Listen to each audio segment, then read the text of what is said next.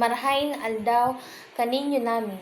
Ako po pala si Joy B. Osatuna kan SC20 Lucena Cluster. Nguwan na aldaw mig-present ako ka storytelling sa dialect na Rinconada, kalugar a Iriga.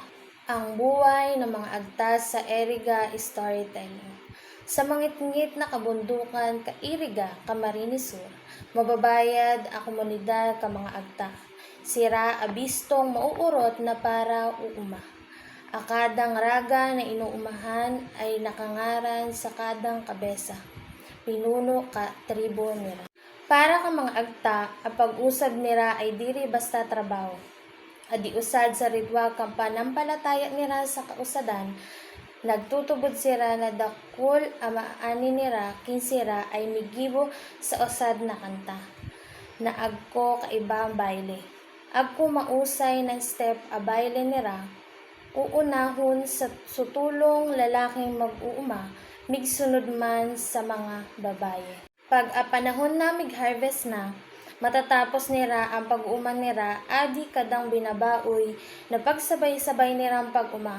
Bukod kadi agko sira tanom sa kanubnuban para maalagaan nira kagubatan nira pala komunidad. Sa usipan man sa pag-agom, agko ibang paniniwala bawat usad para man sa agta akagingging kababaye amo pinipiraw kalalaki para maipabayad a paggalang sa kagingging kababaye.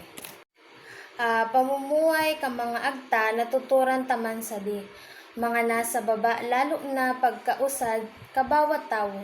Ang pagritual nira kada pag-uuman nira sa bawat usad, nagtatanuman sira sa mga kagubatan para sa ikauusay kang komunidad para matawan man sa magayon na buhay ang kadang lugar at tradisyon naman nira ang maginibo nira.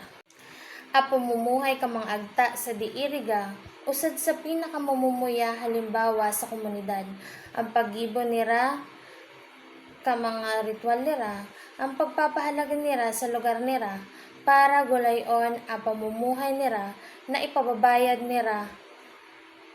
Gayon kang pagkausad nira, ang kwento nira usad sa nagpaparumrum ka mga tawo sa nagbabayad a respeto tsaka pagmamahal nira sa bawat usad. Kaya magayon na pahalagahan ang pagklase na dapat maipasa sa sumunod na henerasyon.